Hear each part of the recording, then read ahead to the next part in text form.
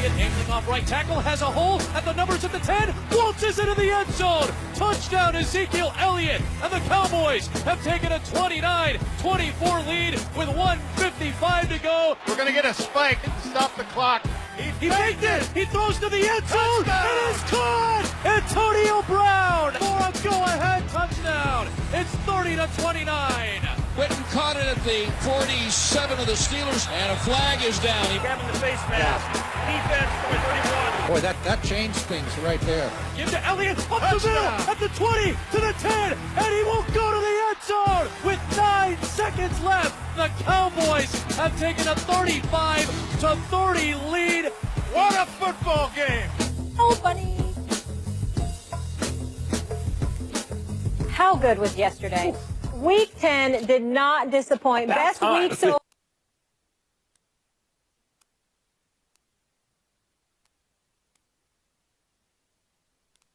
far in the NFL. It was one ridiculously good game after another. First take on a Monday. Good day, everybody. Max Kellerman, Stephen A. Smith, Donovan McNabb. Always good to have you in the house.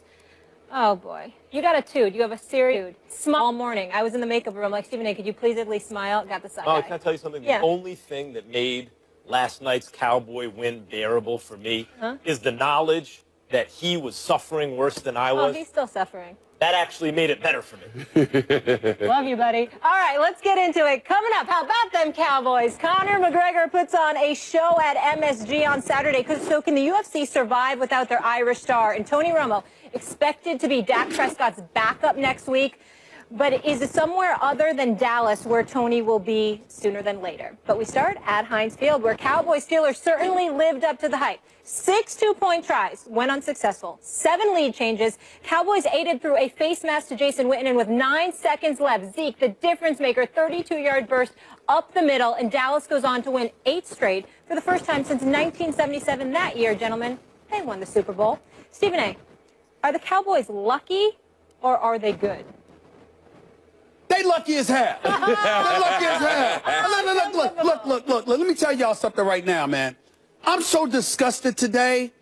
The Dallas Cowboys are lucky because they ended up going up against a Steelers defense that is non-existent. They showed up against a Steelers defense that flat out stinks. They are sorry, and I can't stand them right now. I cannot believe how awful the Steelers defense was yesterday. Let me tell you something right now. First of all, the touchdown that you gave up, the 14-yard touchdown run to Ezekiel Elliott with under 2 minutes left, that was bad enough because it looked like you were going in intentionally because the defense was nowhere to be found. But then the 32-yard run, I mean, my God.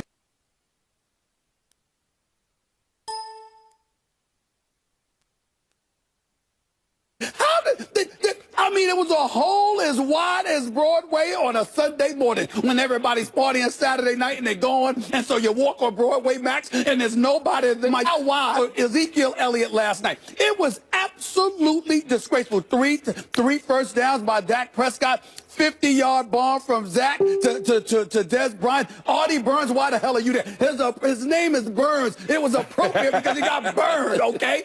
Don't get Shazier is supposed to be one of your fastest defenders. Ezekiel Elliott just smoked him. He's nowhere to be found. And, oh, by the way, you had a defense that didn't look like they wanted to tackle as the game waned. They were getting pushed around. They were getting pumped. They're not existent. I've been telling Mike Tomlin for years, the secondary stinks, and certainly that's what happened. The linebackers ain't that much damn better. And by the way, coming into the game, you only had 11 sacks, which was tied with 2 other teams for last in the NFL. I am so disgusted with this Steelers. Mike Tomlin and Colvin and those boys, they got to do something. They just got to do something. I mean, the steel curtain, the Steelers have been synonymous with greatness on the defensive end of on the defensive side of the ball. You know this, Donovan McNabb, but somehow, someway, if Donovan was playing, Donovan probably sat up there. How long you been retired, bro? How long have you been retired? This is 6 seasons. 6 seasons, right? How much you want to make a bet Donovan McNabb was watching the game yesterday where Donovan went like this? Damn, I could throw on this kid. I guarantee you he was thinking like that. Depends on who I'm throwing to. There we go. You see what I'm saying? So we got a situation where the Steelers just defensively flat out stink. Wasted a 400-yard performance by Big Ben Roethlisberger. A decent performance by Le'Veon Bell. Antonio Brown, decent performance. I just can't believe Dallas is lucky because they showed up against a team that can't play defense. Well, So still curtain with no curtains. Have they been doing that all year? First of all, the reason you're out on Broadway at 5 or 6 in the morning, the sports reporters think is a likely story. You sound like you're coming out of Nathan Detroit's floating crap game or something. No, 5 in the morning on a Donovan on a Sunday on Broadway at 5 in the morning. I was just listening. I just Trust roll me, with it's the truth. It's the truth. So, so the Cowboys, are they lucky or are they good?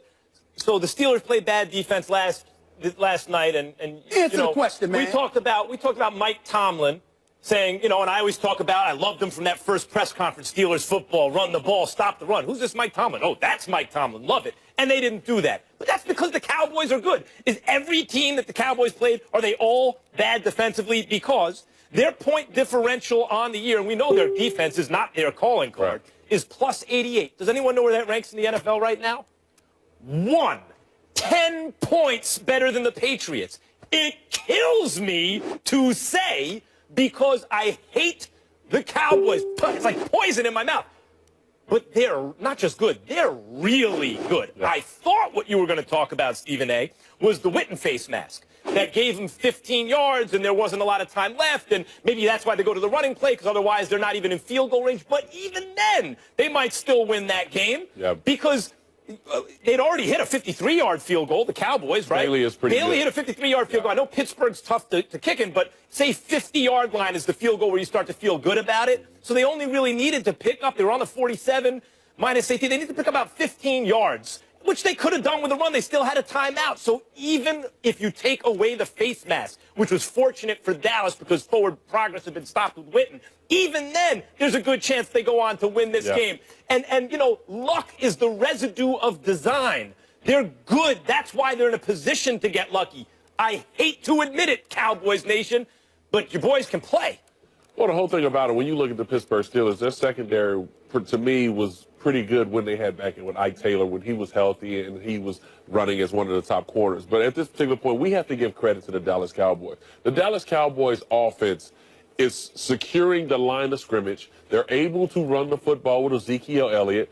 And then now their quarterback is not turning the football over. He's efficient on third down. He's moving the ball downfield. Everybody knows that Jason Witten is getting the ball, and you still can't cover Jason Witten. Cole Beasley is his number one wide receiver. You still can't cover him. Why? Because you have to focus in the backfield on what Ezekiel Elliott has been able to do. Now the guy that deserves a lot of the credit is Scott Linehan. Scott Linehan, the offensive coordinator, is the guy that's been dialing up all of these plays that makes his quarterback comfortable. This isn't the same offense that we've seen with Tony Romo and the Dez Bryant effect and DeMarco Murray going into Green Bay and losing on a call that everybody is still arguing about. This is a balanced offense that allows their quarterback to sit in the pocket, diagnose the defense, and be able to be effective in the passing game. This is something that's balanced.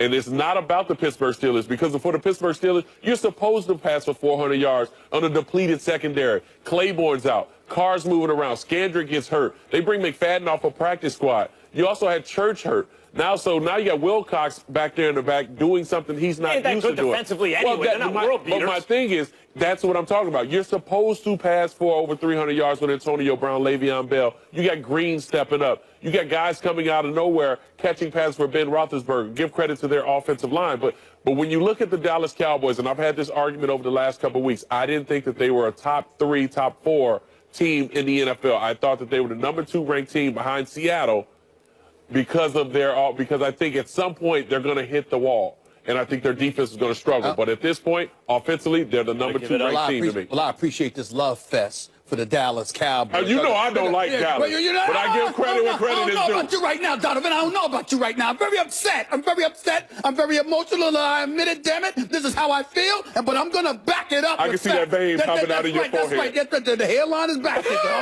I'm good. You can see it even more visible. I don't care. Calm down. The hairline. Don't tell me to calm down right now, Max Kellerman. You sit back. Don't tell me to calm down right now. Don't you dare tell me to calm down right now. Let me go to this. We talking about the defense, right? Talking about the Steelers, right? All right, they rank 28th against the pass and all of this other stuff. All right, that's fine. We want to sit up there and rave about the Dallas Cowboys. Let's look at the defenses that they played against Donovan McNabb. Giants. Yeah, thank you. I'm not saying no, trust me. I promise though, nobody's going to step out and say, oh, their defense is elite. Other than the Philadelphia Eagles, who were playing good defense up until they ran into the they got exposed in that game. They're not necessarily that much, though. I mean, 29-23, you know what I'm saying? Certain breaks happen, turnovers, et cetera, et cetera. We all know that the Eagles, they messed up in some occasions. They played well in some occasions. They handed them the game. But wait a minute, though. Just look at this. These are the Dallas Cowboys opponents this year. Giants, Redskins, game 2 of the season. Right. All right. Chicago Bears. Really? Okay. San Francisco 49ers. Okay. Okay. Cincinnati Bengals, haphazard as they are. Come on now. They've been bad on defense, too. Dysfunctional, and Vontaze Burfict had just come back. Come on now. All right. Green Bay Packers. Really?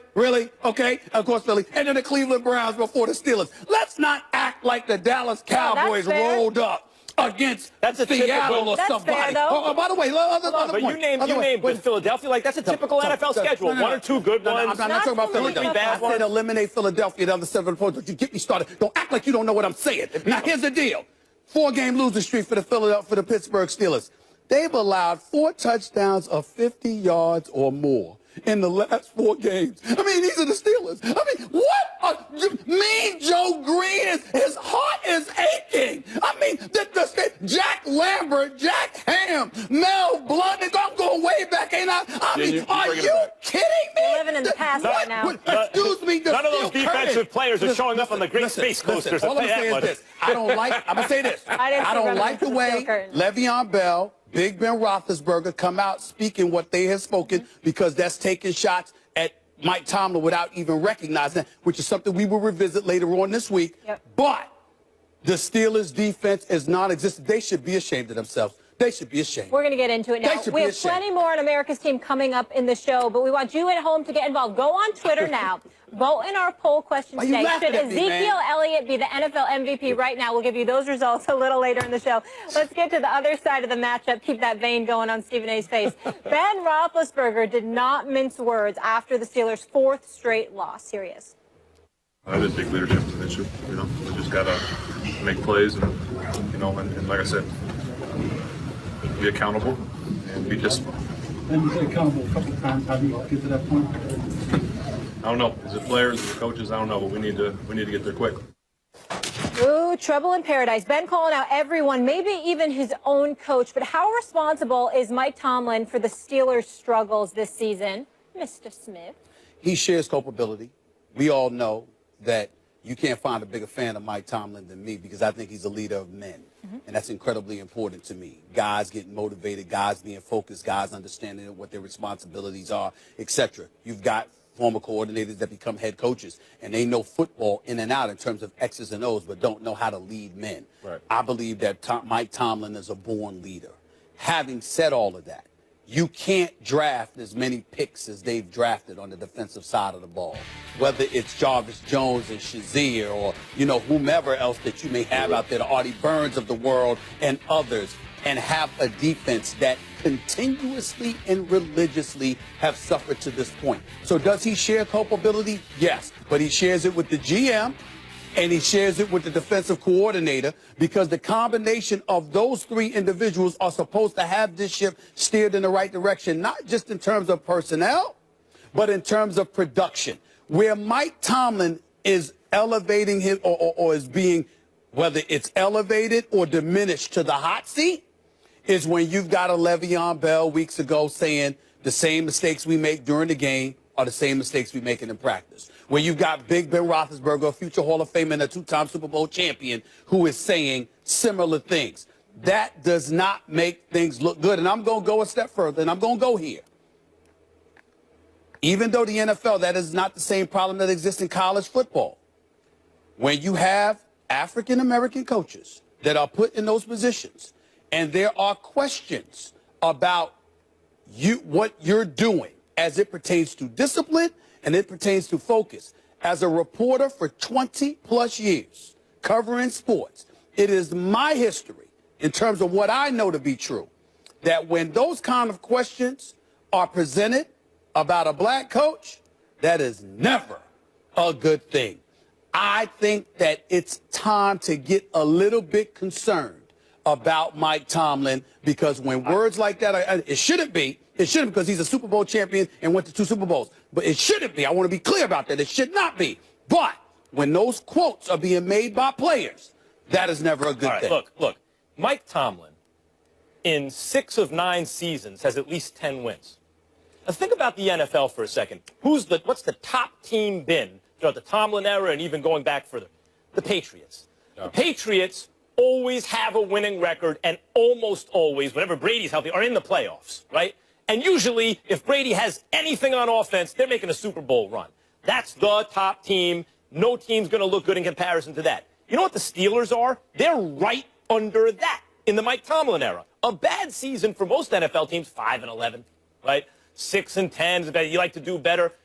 A bad season for Mike Tomlin is 8-8. When he goes 8-8, as he did in consecutive years, what happened to the Steelers? You know what he did last year? He started 5-4. He went 10-6. And by the way, right now they're 4-5 because they just barely lost, according to you, unluckily, to an 8-1 team. Go back in time and look at, so 10-6, 11-5 before that. Then he had those couple of 8-8 seasons, 12-4, 12-4. You know how many teams in the NFL are praying that they can get a coach like Mike Tomlin, that when his team, and they're still in the thick of things in their division. This is panic time because, heaven forbid, the Steelers might have a 500 record one year. Tomlin is an absolute elite coach, and it is absurd to question him compared to his peers. You want to say Belichick, you maybe want to say Pete Carroll, a couple others. That's it. He's in that category. Well, it's not just, African-American coaches, also quarterbacks and everybody in predominant positions. Yes. When things like that are leaked out, it's a bad thing. African-Americans. That's right. But as far as Mike Tomlin is concerned, let's take into account that your quarterback hasn't been healthy for a full season. Mm-hmm. And let's go back to 2009. Before 2009, the consistency of Ben Roethlisberger, they go as far as Ben takes them. So at this particular point, when I listen to the quotes from Ben Roethlisberger, it's not about Mike Tomlin. It's about individuals being accountable for their mistakes. Offensively, they know the mistakes that they've made. Le'Veon Bell talked about it in the beginning of the season. We are making the same mistakes that we make in practice. That's on the offensive end. But what Ben is talking about as a unit, as a team, being the leader of a team, you have to look in the mirror and ask yourself, did I do my job? Defensively, we just talked about it. No, they did not do their job. Defensive linemen are not in their gaps. Linebackers are not overflowing into the position to be able to make the tackles. You see them outrunning plays. That's why you're getting big plays. Defensive backs are not in the right position. Let me get this straight. They're not doing their job, and as a result, you lose by the skin of your teeth, aided by a face mask when the play is dead, yes, to an 8-1 team that has the best point differential in the league. Mike Tomlin is not the one out there grabbing face masks. Mike Tomlin is not the one missing tackles. They're in the right position to be successful. What I'm saying. These players are not making the plays they're made to be made. What I'm saying. I guess everyone thinks they're pretty damn good if this is like disaster. But this is the whole thing. If a coach has been there for as long as Mike Tomlin or in Green Bay, what we're seeing in Green Bay, it begins to get stale. It begins to get stale because defensively they're not doing what they're supposed to do. And offensively, yeah, you had a great game. But what happened last week in Baltimore? Offensively, they looked awful. They didn't run the ball. I need to chime in here because here's my discomfort for especially what you said. Nobody's saying that Mike Tomlin should be gone. Right. What we're saying is that's what folks who may want to get at him might take from everything that's transpiring. They'll use it. Because the undisciplined. Exactly. Yeah. Now, let's also point this out, Max. From 1998, whether it was at Arkansas State or the University of Cincinnati where he was coaching defensive backs, to being in the NFL in 2006 as the defensive coordinator for the Minnesota Vikings. What do we usually say? What do I religiously say? Whatever your signature is, whatever got you the job is what you have to make sure that you do. New Orleans, Sean Payton is relatively safe. You know why? He has an offensive background. Their offense is firepower. It's defense that's a problem, but that ain't his signature. Mike Tomlin was defense. But in 2014, 2 years ago, their defense against the pass ranked 27th. Last year, it ranked 30th. This year, it's ranking 27th. You can't ignore what's transpiring. To me, I love Mike T. He could be my head coach any day of the week. Great guy. He can't go, he's a fan. He's a born leader, man.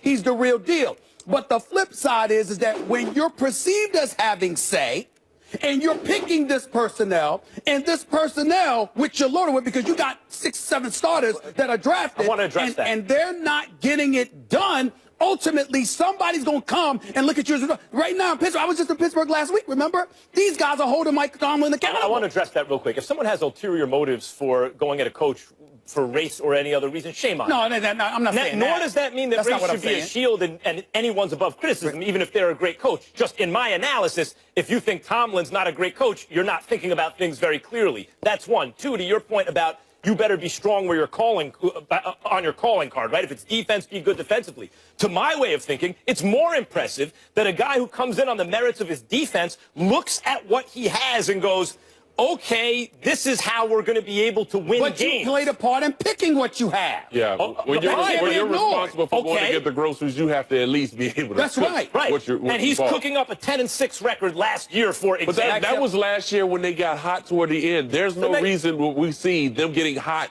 toward the end. Now, I say they will be a sleeper and get in a wild card. It's just they came with a hair. You can't go off and just almost beat Dallas. You didn't win. Background to be ranked 27th or worse against the pass. You can't do it, Matt. The Broncos went from all offense, no defense to all defense, no offense, went to 2 Super Bowls within 3 years. Yeah, that's another team. This isn't the Pittsburgh Steelers. That's not the Pittsburgh Steelers. They're known for their offense. And, oh, by the way, Max, Mike Tomlin has a Super Bowl championship and a Super Bowl berth. But just last week, we were talking about Mike McCarthy and how the Green Bay goes to the playoffs every year, but only one title because Aaron Rodgers is the quarterback. He's got Big Ben. We got to go to break. This game had 7 lead changes. This next one had 8. Russell Wilson getting the better of Tom Brady at Foxborough last night. But which of the two would you want the rest of the season? You might be surprised by this one. Donovan, you are staying put, my friend. And the Cowboys star running back goes bananas in Pittsburgh Sunday, causing King James to tweet Zeke with a hashtag MVP and Rookie of the Year. I forgot he's a Cowboys fan. Don't go play basketball. Elliott be the MVP favorite right now. Find out that a little bit later in the show. First Take, just getting started. How come he ain't commenting about the Browns? For the Indians. Yeah. What's going on? This is Kevin Hart, a.k.a. Long-Faced Little Body. And right now, you're watching my favorite show. I'm talking about First Take, without Stephen A. Smith. What do we usually say? What do I religiously say? Whatever your signature is, whatever got you the job is what you have to make sure that you do. New Orleans, Sean Payton is relatively safe. You know why? He has an offensive background. Their offense is firepower. It's defense that's a problem, but that ain't his signature. Mike Tomlin was defense. But in 2014, 2 years ago, their defense against the pass ranked 27th. Last year, it ranked 30th. This year, it's ranking 27th. You can't ignore what's transpiring. To me, I love Mike T. He could be my head coach any day of the week. He can't go, oh, he's a fan. He's a born leader, man. I mean, he's the real deal.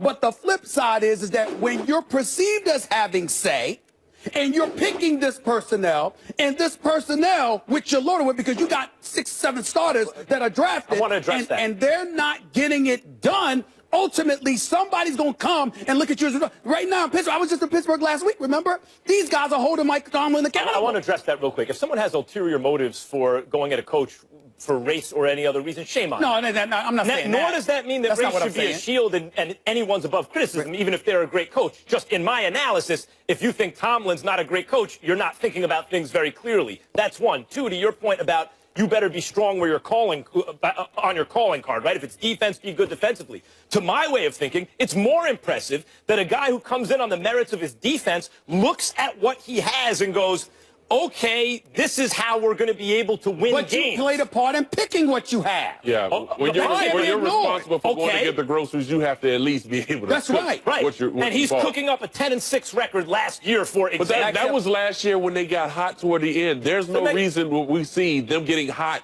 toward the end. Now, I say they will be a sleeper and get in a wild card. It's just they came with a hair. You can't go off and just almost beat Dallas. You didn't win. Background to be ranked 27th or worse against the pass. You can't do it, Matt. The Broncos went from all offense, no defense to all defense, no offense, went to 2 Super Bowls within 3 years. Yeah, that's another team. This isn't the Pittsburgh Steelers. That's not the Pittsburgh Steelers. They're known for their offense. And, oh, by the way, Max, Mike Tomlin has a Super Bowl championship and a Super Bowl berth. But just last week, we were talking about Mike McCarthy and how the Green Bay goes to the playoffs every year, but only one title because Aaron Rodgers is the quarterback. He's got Big Ben. We got to go to break. This game had 7 lead changes. This next one had 8. Russell Wilson getting the better of Tom Brady at Foxborough last night. But which of the two would you want the rest of the season? You might be surprised by this one. Donovan, you are staying put, my friend. And the Cowboys star running back goes bananas in Pittsburgh Sunday, causing King James to tweet Zeke with a hashtag the MVP and Rookie of the Year. I forgot he's a Cowboys. Don't go play basketball. Elliott be the MVP favorite right now. Find out that a little bit later in the show. First Take, just getting started. How come he ain't commenting about the Browns? For the Indians. Yeah. What's going on? This is Kevin Hart, a.k.a. Long-Faced Little Body. And right now, you're watching my favorite show. I'm talking about First Take, without Stephen A. Smith.